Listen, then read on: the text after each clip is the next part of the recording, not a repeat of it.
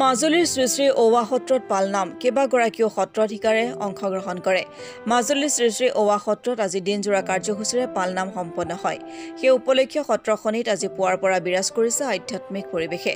পালনামৰ এই বিশেষ আধ্যাত্মিক দিনটোত বিধি অনুসৰি পুৱা নিত্য নৈমিত্তিক কৰ্মৰাজি সম্পন্ন কৰাৰ পাছত নামঘৰত আৰম্ভ হয় নাম প্ৰসংগ। এই নাম প্ৰসংগ সম্পন্ন হোৱাৰ পাছত সত্ৰাধিকাৰকে প্ৰমুখ্যে কৰি সমূহ সেৱক সেৱকীয়ে নামত সেৱা জনায়।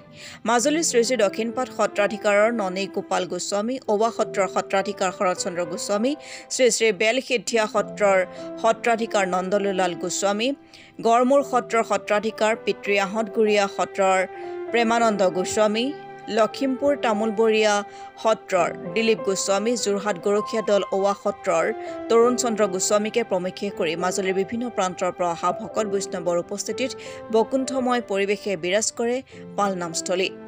নামাচাৰ্য পুতুল গোস্বামীয়ে এই পালনামৰ আৰম্ভণি, পালনামৰ প্ৰচলন, পালনামৰ আধ্যাত্মিক মহত্ব আদি সন্দৰ্ভত নামঘৰত সমবেত সত্ৰাধিকাৰ শিষ্য প্ৰশিষ্যৰ আগত গুৰুত্বপূৰ্ণ আৰু গুৰুগম্ভীৰ তত্ত্বগধুৰ ব্যাখ্যা দাঙি ধৰে। ইয়াৰ পাছতে প্ৰসাদ বিতৰণে দিনজোৰা পালনামৰ সমাপ্তি পৰে। পালনামৰ দৰে মহৎ আধ্যাত্মিক অনুষ্ঠানভাগিত সমূহ ভক্তপ্ৰাণ ৰাইজ আহি সম্পূৰ্ণ সহযোগিতা কৰাৰ বাবে সত্ৰখনৰ সত্ৰীয় কৰ্মে কমল গোস্বামী, কৃষ্ণ গোস্বামী, মৃন্ময় গোস্বামী বিশেষভাৱে কৃতজ্ঞতা জ্ঞাপন কৰিছে।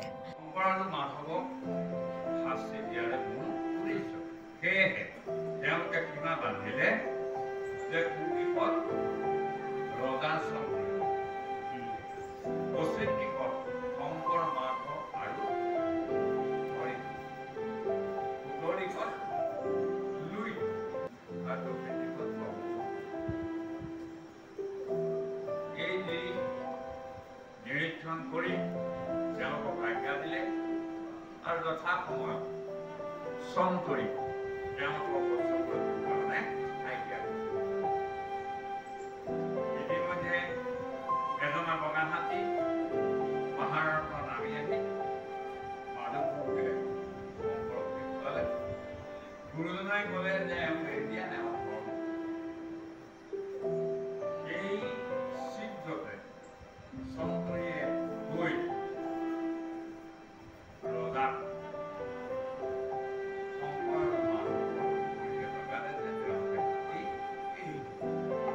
ৰজাই তেতিয়া তেওঁলোকক ইতিমধ্যে ভৰাই দিয়া শংকৰ, মাধৱ, হৰিদ্বয় তিনিওকে ধৰিবলৈ আজ্ঞা দিলে।